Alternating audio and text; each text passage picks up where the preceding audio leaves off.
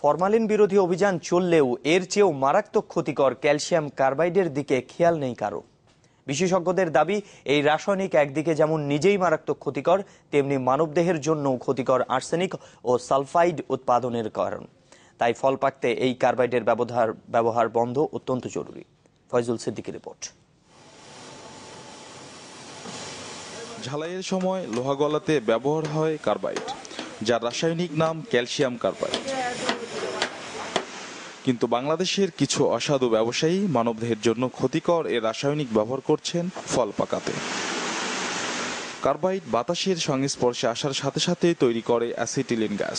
তাপ উৎপাদনকারী এ গ্যাস দ্রুত ফল পাকাতে ভূমিকা রাখে, যা সহজলভ্য হওয়ায় আম, কাঁঠাল, আনারস, কলা, পেঁপে, বেল, এমনকি টমেটো পাকাতেও ব্যবহার করছেন ফল ব্যবসায়ীরা।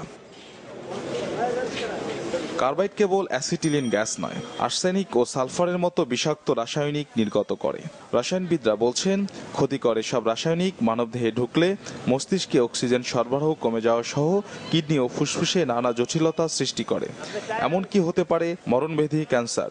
ভেজালটা এমন পর্যায়ে গেছে যে এই মৌসুমি ফলগুলোও আমরা এখন খেতে পাচ্ছি না। ইথিফোন, কার্বাইড, হেভি মেটালস, এগুলো আমাদের লিভার, কিডনি ড্যামেজ করবে, আমাদের ক্যান্সার তৈরি করবে, নানা রকম ফুসফুসের রোগ তৈরি করবে, কিডনির রোগ তৈরি করবে, চামড়ার রোগ তৈরি করবে, এবং আমাদের এই সমস্ত কারণে আমাদের লনজিভিটি, আমাদের আয়ু অনেক তাড়াতাড়ি কমিয়ে আনবে। এবং কৃষি বিজ্ঞানীরা বলছেন, বিশেষ তাপমাত্রায় চেম্বার পদ্ধতিতে কার্বাইড ছাড়াই ফল পাকানো সম্ভব, যার ক্ষতিকর কোনো প্রভাব নেই।